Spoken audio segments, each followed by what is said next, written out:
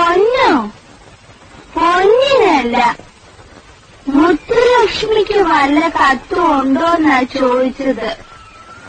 കാലം കുറെ ആയാലോ ഇത് ചോദിക്കാൻ തുടങ്ങിയിട്ട്. നിനക്കൊരു കത്തയക്കാൻ ഈ ഭൂമുഖത്ത് ആരെങ്കിലും ഉണ്ടോ മുത്തുലക്ഷ്മി?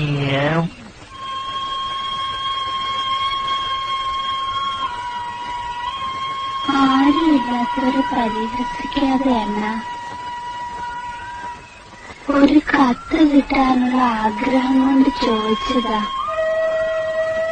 അങ്ങനെ കത്തില്ലാന്ന് പറഞ്ഞുകൂടാ.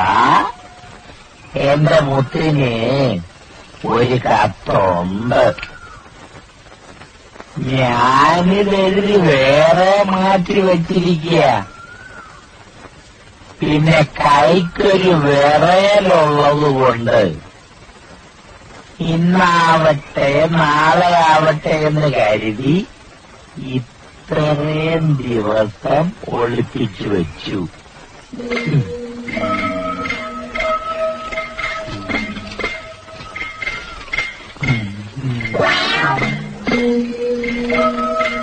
വേലാന്തി അണ്ണൻ മുത്തുലക്ഷ്മിക്ക് എഴുതുന്ന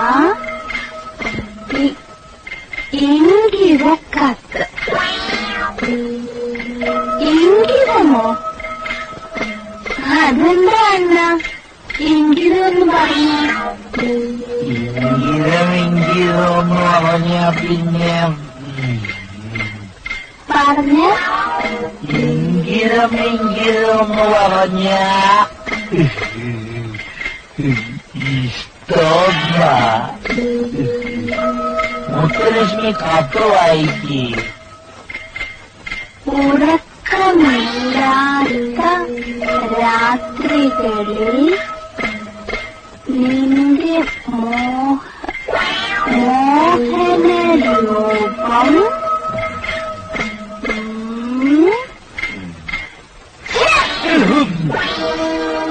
വായി തോന്നുന്ന ആക്രമണങ്ങൾ എഴുതി പെൺകുട്ടികൾക്ക് കത്ത് കൊടുക്കലാണോ പോസ്റ്റ്മാന്റെ പണി? നിങ്ങൾക്ക് മനസ്സായില്ലേ? എന്നൊക്കെ പോട്ടുക സൗകര്യ.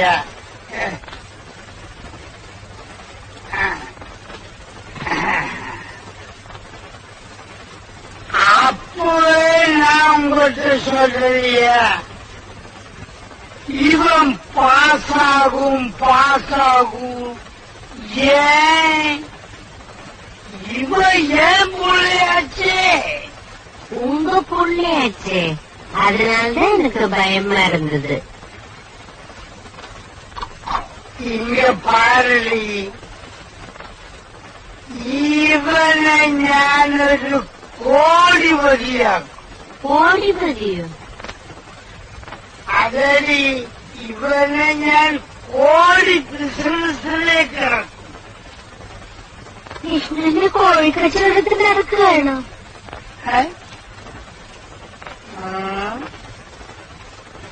மின்னாடி என் புள்ள அதுக்கெல்லாம் அனுப்ப மாட்டேன். உங்களுக்கு அந்த மாதிரி நினைவு இருந்தா மனசுல வச்சுக்குங்க. മോനെ, നിനക്ക് എന്താവാൻ ആഗ്രഹം? എനിക്കൊരു നല്ല മനുഷ്യനാകാനാ മോഹം. അപ്പൊ വിഷ്ണു ഇപ്പൊ മനുഷ്യനല്ലേ?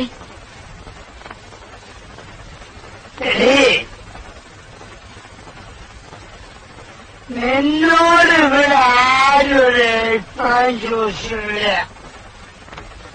ഞങ്ങൾ അച്ഛനും അമ്മയും മകനും സംസാരിക്കുന്ന നിനക്കിനോട് എന്ത് കാര്യം?